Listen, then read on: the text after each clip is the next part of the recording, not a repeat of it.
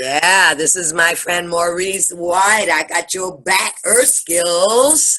Maurice, this is like, man, an all-day coffee cafe to just keep drinking coffee and talk to really cool people like the man I just spoke to, what, an 80-year, almost 80-year-old elder peacekeeper.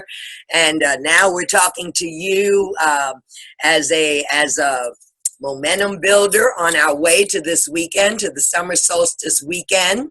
Nice. Where we're going to do a lighthouse summit. And you called out of the blue, which often happens between you and I yesterday, to say, I think we're going to get cut off from the grocery stores. Absolutely. Maybe we need to think about plan B. Right. And so, Maurice, we want to hear, honey, what are you thinking about? You know, you've come in at Firefly and Earthskills a number of times to say, hey, we ought to have a tea house. Hey, we ought to have a back porch. And more than just talk about it, you do it. So Yeah. I'm going to tell the people who are listening to this particular interview, when Mojo tell you something is fixing to happen and how we can get together to make it happen, that's real. That's in real time. So tell us what you got on your mind, what you're thinking. You kind of ran it by me yesterday, and I said, good idea. Let's tell some other people. Well, I have to preface this by letting you know, I was in the Bahamas 2 weeks ago, and I was helping people rebuild their houses, and I saw that I have a limited window to set something up for myself and for other people of what is coming to the United States. And if nobody knows about this, you have to do your own research. But if you look up House Resolution and the crazy thing, the number, it's called House Resolution 6666. So House Resolution 6666 is being passed right now from the Congress. And what this is a contact tracing act. They're giving $100 billion out in subsidies to hire 300,000 people. Now, the numbers might be wrong here, but according to the articles that I've read, they're paying these contract tracers $65,000 a year. It's a pretty good job for somebody that's not working right now, because there's a lot of people unemployed. So there's going to be 300,000 jobs created for contact tracers. And what these contract tracers are doing is they're going to be assigned a certain amount of people. For example, if I live in New York City, these 1,000 people in this area are going to be assigned to me. The contract tracing is everyone has to have a contract tracing app on their phone or a chip or some way to be tracked. And if you end up being in the area of someone else who has been tested for COVID-19, 3 days later, find out they have COVID-19, you're going to get a notification on your app that you have been near someone with COVID-19, and immediately you're supposed to go under quarantine. Now, then they're going to send the contract tracer to your house to check to see if other people in your house have the COVID. And if they don't, they're going to take them out, like children or whoever's there, elderly, compromised, whatever. Now, this is what I've read, and this is what I've heard other people say. I am not an expert on this at all.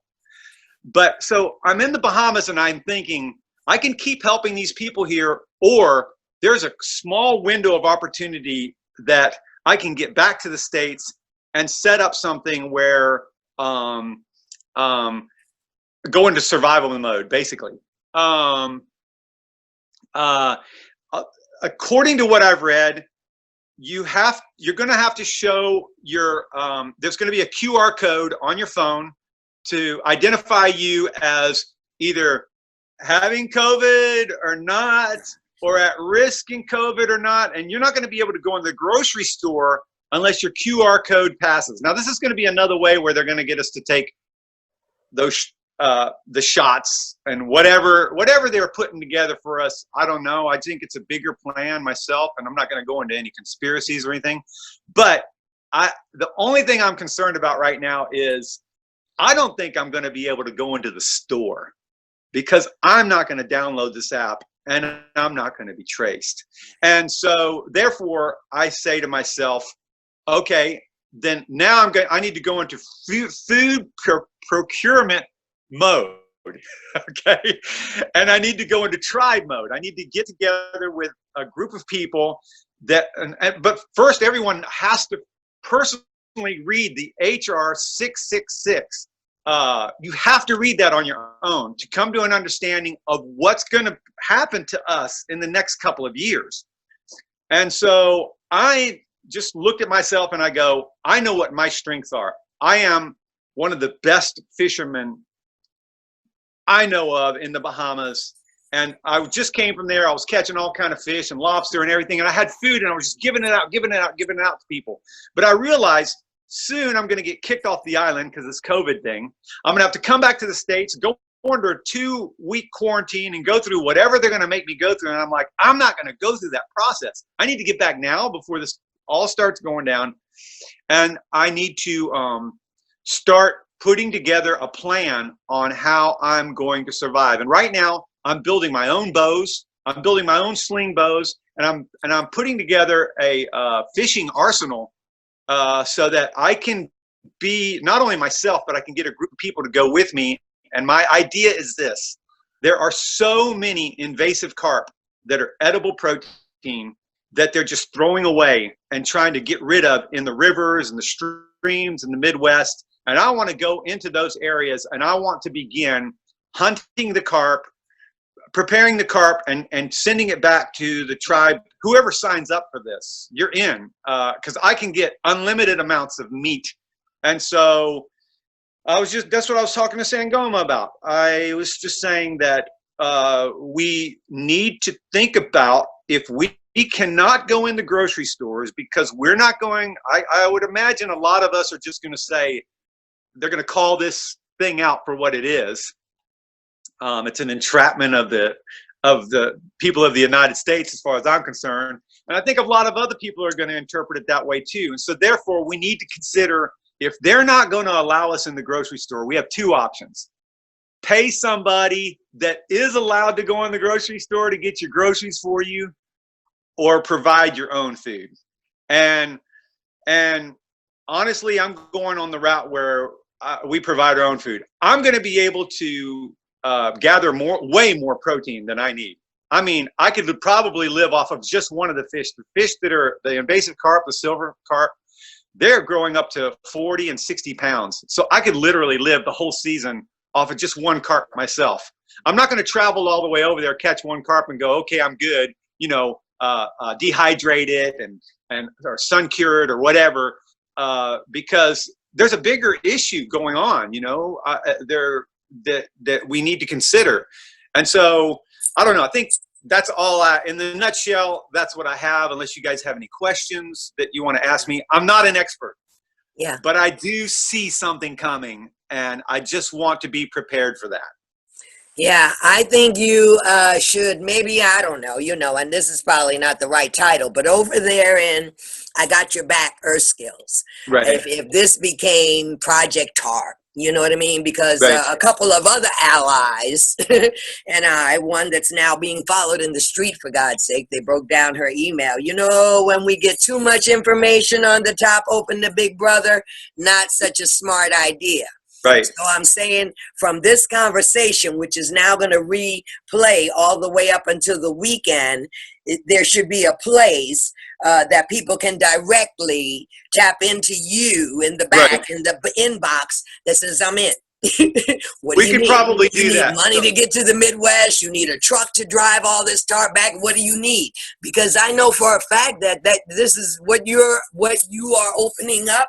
People have been asking for, and that's the beauty of the balance of the synchronicity to how we will work with each other. Is that like you be saying, I got this, but I can't do it by myself. But over there is somebody looking for who gonna go fishing for me that can do it, or who gonna go into the grocery store. So we're asking of each other, and that's what we hope with this Lighthouse Summit this weekend, is that we weave those strands together of I have a good, you have a want. How do we string those together? So yeah, I think on the weekend, and when we figure out your schedule and when you can come into the summit with us to open it more and talk directly with the people who will have questions, who will be sitting in the Zoom. For this conversation, I'm just so thankful we could even curl out 20 minutes in your day, Maurice, and figure out how people can begin contacting you, so that society of fishermen, if you'll say it that way, begins to take hold. And again, just the very thought, I do want to say this, chapping onto the conversation I just had with Baba Wolfie, is that, what you and I and other lighthouses are up against is people's fear, Maurice. Bottom line. Everybody at this point has been shook to their core and is afraid of something. And if it is that we are going to be able to depend upon each other's strengths, you named yours as fishing, if we're going to be able to see our own strengths and depend on each other because of our strengths, fear is not going to be in the game. I don't think it will. Yeah, just for people to know that you're out there and that you've thought this through, and we will read HR 6666. Yes, I will. I'll do it today and find a way to, start putting that in all the social media so people can read it and know that we're not just talking from the hip. This is happening in real time. Mm-hmm. And we need You're going to be shocked. You're going to be so shocked when you read this, what they're doing. It is Big Brother. It is Orwellism. It's here, and they're using it under the guise of this COVID thing, and it's scary. Well, it's scary, but it won't be scary if we get together and we go, we have a plan. You know what I mean? We have a plan on how to circumvent this, Yeah. I have a feeling, same thing that I tried to say to people, because everybody see all the things, and we were just talking about that too. You see all these headlines passing before your eyes. You're trying to figure out what to believe, what not to believe. And I said, down here, just where the rubber meets the road, baby dolls, there's no governor in the District of Columbia. The reason that he could go to militia right now is because he didn't have to ask anybody. Yeah. Why do you think the setup in Tulsa, Oklahoma for this weekend goes that direction? Mm-hmm. Because he needs a way to pull this country into civil war and having tanks rolling in the streets. Yeah. And so, I think that the sorrowful place that he plays us is in the area of catching us off guard. And that's why I'm thankful that this is happening. He was so gracious as to switch it from Juneteenth, Friday night, to Saturday night. I count that all a blessing, because we have drummers and we have flute players and we have people holding the sacred Saturday night.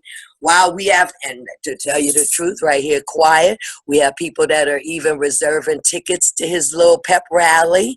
And those will be a bunch of empty seats he'll be looking at, because we don't have any intention to go in. We're just making the reservations.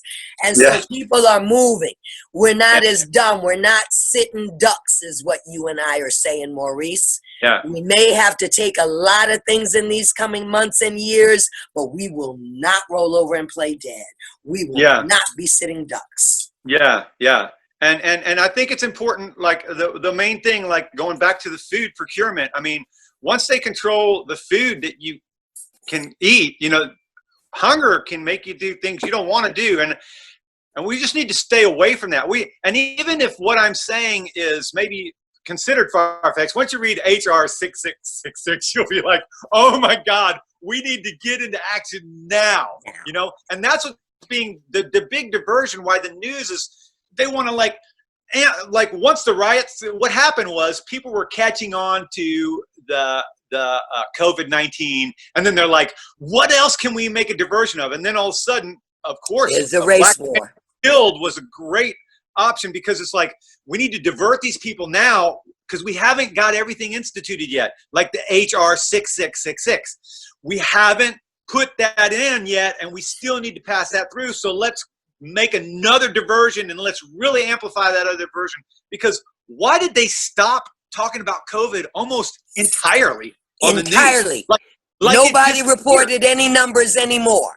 Everybody's newscast was George Floyd got killed in the street. Thank Right. you, Maurice, for being such a truth teller, baby. I love you. I see Tracy's hands waving, and so that must mean that she's about to run out on this Okay. Zoom. But we're going to do. You'll see it go by on Facebook. We're going to promote. We're going to send people over there that ask us about it to I Got Your Back Earthskills so that they can check in with you. I love you. Be safe. Have a beautiful day. Love you too. All right. Awesome. And thank you for this opportunity. Thank you. All right.